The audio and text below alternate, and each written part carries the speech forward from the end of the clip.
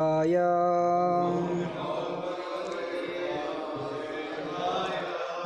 Namo Bhagavate Vasudevaya. Om Namo Bhagavate Vasudevaya.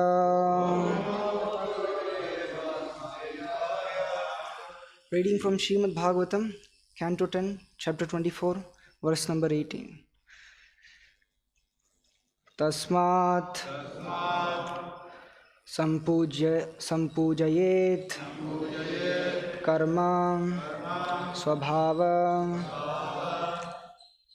Swakarma Stha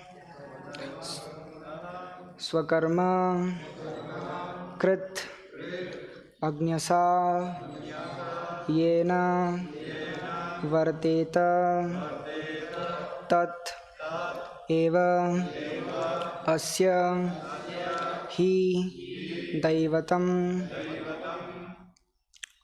Tasmat Sampujayet Karma Tasmat Sampujayet Karma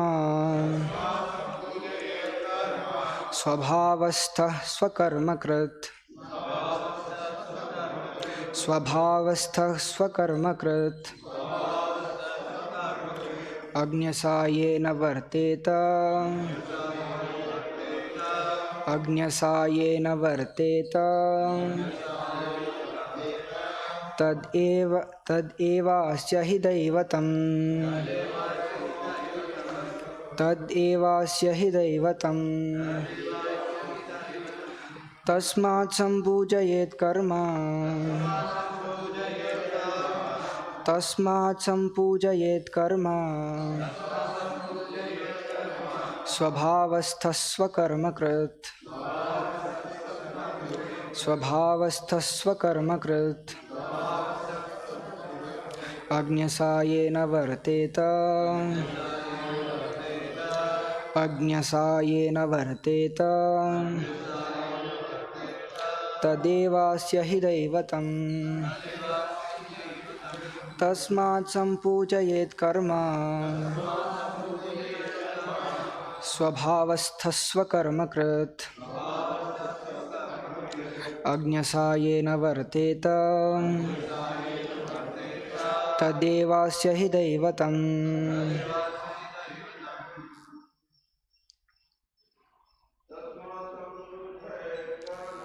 Tasmat Sampujayet Karma Swabhavastha Swakarmakrit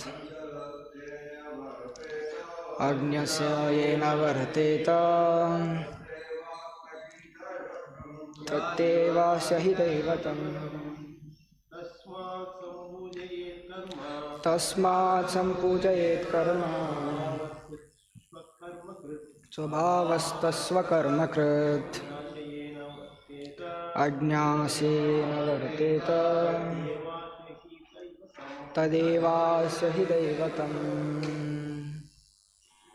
Matajis. Tasmat Sampujayet Karma Swabhavastha Swakarmakrit Agnyasayena Varteta Tadevasya Hi Daivatam. Tasmat, therefore, Sampujayet, one should fully worship Karma, his prescribed activities, Swabhava, in the position corresponding to his own conditioned nature, Sthaha, remaining, Swakarma, his own prescribed duty, Krit, performing, Agnyasa, without difficulty, Yena, by which, Vartate, one lives, Tat, that, Eva, certainly, Asya, his, he, indeed, Daivatam, worshipable deity. translation and purport given by his disciples of A.C. Bhaktivedanta Swami Prabhupada. Translation. Therefore, one should seriously worship work itself. A person should remain in the position corresponding to his nature and should perform his own duty. Indeed, that by which we may live nicely is really our worshipable deity. Purport. Lord Krishna here proposes that modern, if obscured, philosophy that our work or occupation is really God and that we should therefore simply worship our work. Upon closely scrutiny, we observe that our work is nothing more than the interaction of the material body with material nature. As Lord Krishna himself states in a more serious mode in Bhagavad Gita, Guna Guneshu Vartanta Karma Mamamsa. Philosophy accepts that good activity in this life will give us a better life, better next life. If this is true, there must be some type of conscious soul different from the body. And if that is the case, why should a transcendental soul worship the interaction of the temporary body with the material nature? In the words, Sampujayet karma here means that one should worship the laws of karma governing our activities. Then one may absolutely ask what it means to worship the laws, and indeed what might be the origin of such laws, and who is maintaining them. To say the laws have created or are maintaining the world is a meaningless proposition, since there is nothing about the nature of a law that indicates that it could generate the existential situation it is supposed to govern. In fact, worship is meant for Krishna himself, and this real conclusion will be clearly revealed in this chapter. Namo Vishnu Padaya Krishna Prasthaya Bhutale Srimad Bhaktivedanta Swami Tanami Namaste Saraswate Devi Gauravani Pracharini Nirvishesha Shunyavadi Paschatya Deshatharini Jai Shri Krishna Chaitanya Prabhu Nityananda Shri Advaita Gadadhara Shiva Sadi Gaura Bhakta Hare Krishna Krishna Krishna Hare Hare Hare Ram Ram Ram Hare Hare.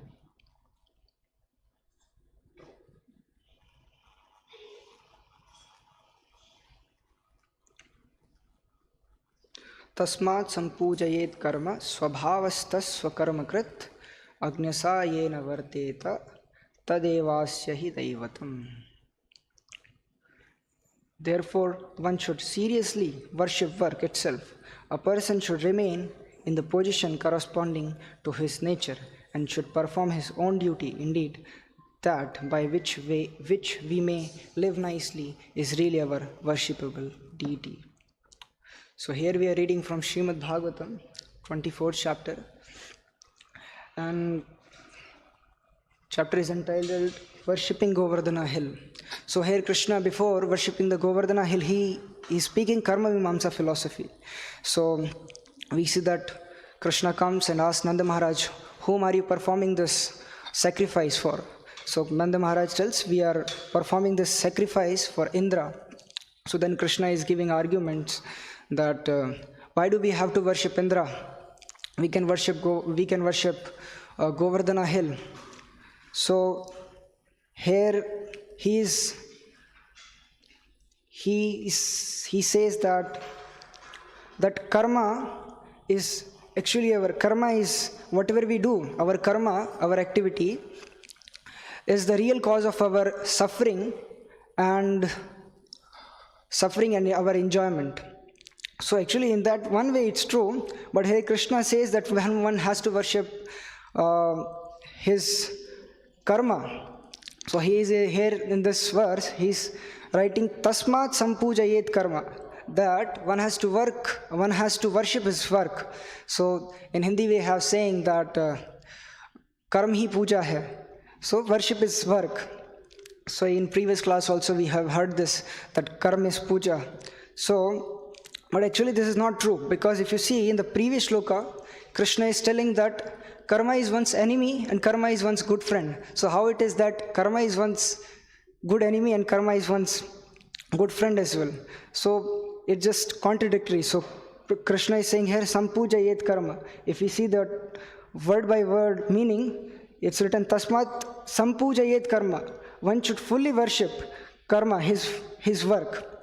So actually it doesn't mean here actually Krishna is speaking this philosophy, but we have to understand through parampara. If we don't understand through parampara, we'll misunderstand this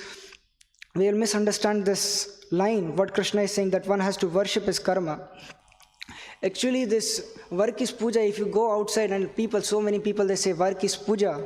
So this is the general idea, because by one's working, one is able to live in this material world and one is able to sustain himself. So people say that karma is puja, that work is worship. So, but if we actually see, if people are saying that work is worship, then they should be happy.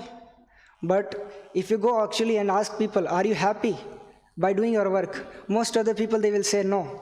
Because by doing their work, they are more unhappy, because that's not their constitutional position. Actually, yesterday we went to this municipality corporation office. So myself and Premeshwar Nitai Pro, we were there, and all these government officers, they were working there. So we went for book distribution, so we were asking all of them to buy some books. So everyone is giving some reasons. Sir, I don't have money. Sir, I don't have this. I don't have that. So one of the fellow we met, he was saying that I don't even have time for sleeping. I work here from morning 6 o'clock, and I go at home at 9 o'clock. And at 10 o'clock I take my food, and 10 o'clock I just sleep. I don't even have time for changing my glass.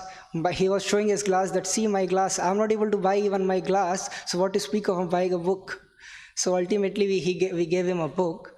So, but this is the situation there. People are not at all happy outside. But people say that work is worship. But it doesn't mean anything, because work means if you worship the work, that means it should make you happy.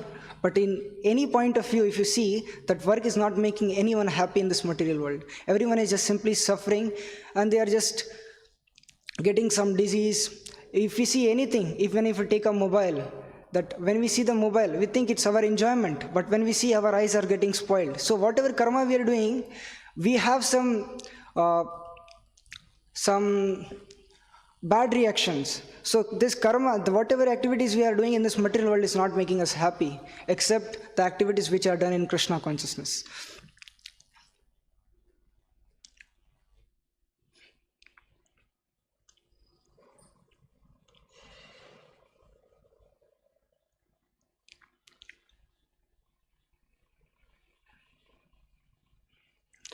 So yeah, this activities in material world is not making any of us happy. And so what is the point? That what we should do to make ourselves happy is that we should perform our activities in Krishna consciousness. So that is the main thing. Krishna says that we are not this body. Krishna says in Bhagavad Gita, Dehi nosmin yatha dehe kaumaram yauvanam jara tatha dehantarav prapte dhiras tatra na muhyati. That when the soul is continuously passing from this body to another body.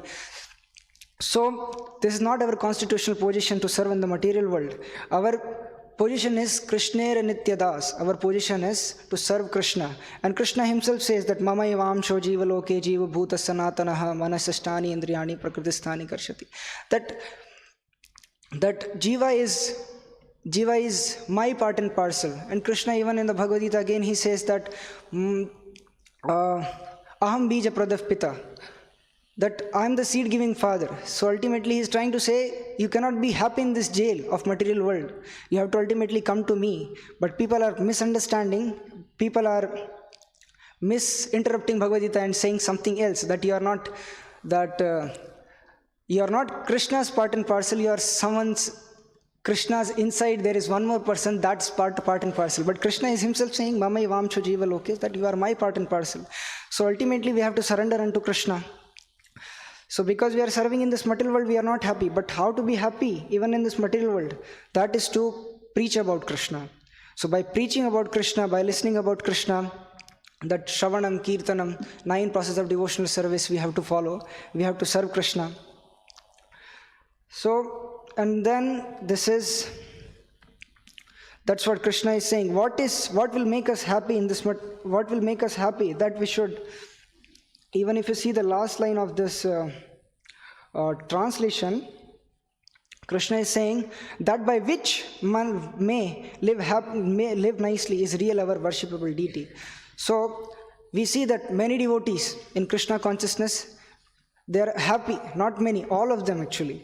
We are happy. Why? Because we are serving Krishna. We are not serving we are not working under somebody, some karmi, that we have to work whole day night like a donkey, and then we will get some money, and then we'll enjoy the life. We will enjoy the life, because anyway we are not going to happy in this material world. We should try to get out of it and try to gain the real knowledge. As Krishna says, Tad vidhi pranipatena prashnena sevaya upadekshanti te jnanam jnanina tattvadarshina. That one has to seek for the spiritual master who can give him the real knowledge. So without taking shelter of a bona fide spiritual master, there is no progress in life. So one must take shelter of a bona fide spiritual master and learn from him how to serve Krishna. So here Krishna, in the middle, he says that a person should remain in the position corresponding to his nature and should perform his own duty. So here actually Krishna is trying to say that this Varna Ashrama Dharma. So one must follow his Varna Ashrama Dharma. What is Varna and Ashrama Dharma? Here actually Krishna, whatever he is speaking, you have to understand it properly as well. So here in this context, if you see, it doesn't mean, but corresponding to his nature, as Krishna says, Chatur Varnyam Maya Srishtam Gunakarma Vibhagashah. And here if we see in the purport, Prabhupada's disciple, they are saying the mood in which Krishna spoke Bhagavad Gita, that was serious mood. And in this, if you see, when Krishna is speaking with Nanda Maharaj, it's like he's playing, he's asking his father. That's not a serious mood, but then in the Bhagavad Gita he's saying, Chatur Varnyam Maya Shrishtam Gunakarma Vibhagashah, that 4 social order and the spiritual orders are created by me. And so he's saying that created by means me, and he says that Aham Sarvasya Prabhaho. So if we see this both, Krishna says that ultimately it should lead to satisfaction of Krishna. So the social order, it should lead to Krishna consciousness. And actually if we see Rupa Goswami in Bhakti Rasamrita Sindhu, he's writing that the 4 orders of spiritual order and the social order of Varna and Ashrama Dharma, most of the activities performed in Varna Ashrama Dharma is devotional service. Most of the activities are devotional service, because it leads one to satisfy Krishna. So one should follow the Varna Ashrama Dharma. Otherwise society will be like cats and dogs. And Prabhupada says if we don't have Varna Ashrama Dharma, the society becomes brainless, because the head of the society, the Brahmanas, they are not there. Kshatriyas, they are not there. Then Vaishya, Shudras, no one is following the culture. So then the society becomes brainless, because no one is there to lead the society properly. The Brahmanas are not there. So one should follow the Varna Ashrama Dharma. So the society leads one to practice Krishna consciousness and lead one to attain love of God. That is called Varna Ashrama Dharma. And Varna Ashrama Dharma, the aim is to reach Vaikuntha planets. So ultimately it should lead one to the spiritual planets. And by what we can have this Krishna consciousness, we are saying that it's pleasant. And so it's giving happiness. So if we see in the 9th chapter of Bhagavad Gita, Krishna says, Raj Vidya Raj Guhyam Pavitram Idamuttamam Pratyakshaavagamam Dharmam Susukham Kartum Avyam. This Krishna consciousness is performed Susukham. It's very pleasing, and it should be happily performed. So If we see the translation of this verse, Prabhupada says this knowledge, the Krishna conscious knowledge, is the king of education, the most secret of all secrets. It is the purest knowledge, and because it gives direct perception of the self by realization, it is perfection of religion. It is everlasting and it is joyfully performed. So it is everlasting. So if we see karma, it is not everlasting. And if we see Prabhupada in the Krishna book, he writes clearly that one should not be bound by the fruitive activities, even by pious activities, nor by sinful activities. So one should not be bound by even pious activities. So karma, how to give up this karma? By engaging oneself in Krishna consciousness. That will be everlasting. That will not have any reaction. That will lead one to Krishna and Krishna's association. So we have to perform Krishna consciousness so that it doesn't bound us into this material world. Karma will surely bind one to the material world. So Krishna says here, this Krishna consciousness is joyfully performed. It is king of education and it's secret of all secrets. It is purest knowledge because it gives direct perception of the self by realization. So when we come to Krishna consciousness, the first point we learn that we are not this body, we are soul. So this is actually real knowledge. That it is not something imaginary. We have everything, scientifically we prove everything, that we are not this body. So for like Stava Preprabhu in the class, he explained very nicely that we are not this body, all those things. So it is just that when we come, this is first knowledge, that we are not this body, we are spirit soul. And that leads one to knowledge. And what is the knowledge? Knowledge means we are not this body, we are spirit soul, and the spirit soul is part and parcel of Krishna, and that one has to serve Krishna. That is the point. And it is most secret of all secrets. And here in the purport, Prabhupada writes, and the king of all confidential knowledge culminates in devotional service. So if you are not engaged in devotional service, whatever knowledge, the philanthropical work, the social work, society work, feeding the poor, will not help one. One must have the real knowledge, and that real knowledge comes from devotional service. And that devotional service, what it will do? It is, Prabhupada writes further in the purport that aprarabdha phalam papam kutam bijam phalonmukham karma naiva praliyante vishnu bhakti ratatmanam. For those who are engaged in devotional service of the Supreme Personality of God, all sinful reaction, whether fructified in the stalk or in the form of a seed, gradually vanish. Therefore, the purifying potency of devotional service is very strong, and it is called Pavitram Uttamam. It is the purest. Uttama means transcendental. Tamas means this material world or darkness. And Uttama means which is transcendental to material activities. Devotional activities are never to be considered material, although sometimes it appears that devotees are engaged like ordinary men. One who can see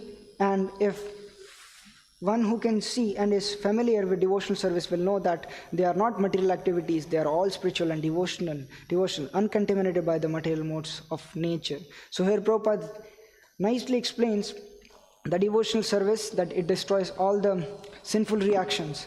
And one should not think these activities to be that of a ordinary activity. So if you see devotees, now this is the month of December, and this is marathon time. So everyone is going and distributing books. And Krishna says in the Bhagavad Gita 18.63, I think. So, yeah, in 16.60. No, not 63. Yeah, in 68th verse, it's in 68th verse. Yaidam paramam guhyam mad bhaktesh swabhidhashati bhakti mai param kritva mame vaishyat ashamshayah. For one who explains the supreme secret to the devotees, pure devotional service guaranteed, and at the end he will come back to me. So although a devotee may be, when he goes for book distribution, he may look like that he is ordinary, he is working ordinary, and he is just selling the books, but he is giving He is giving the most secret knowledge. He is giving the pure knowledge of Krishna consciousness to everybody. And then Krishna says that he is most dear to me. He is most dear to me, and he will come back to me. And in the next verse he says that Nachme tasmat manushyesu kashchin me priyakritamaha bhavitana cha me tasmad anya priyataro bhavi. There is no servant in this world more dear to me than he, nor there will be one more dear. So when we are going for book distribution in this month, we have to we should take this mission of Srila Prabhupada and Chaitanya Mahaprabhu as our life and soul, and we should try to distribute books. In that way we can become dear to Krishna, as Krishna says. So one should enthusiastically endeavor to distribute books, and should try to please Guru Krishna and should please Krishna and Guru, and for spreading the Krishna consciousness movement, so then we get back home, back to Godhead, and attain the association of Krishna. Hare Krishna. Any question or comments? Srimad Bhagavatam ki, Srila Prabhupada ki.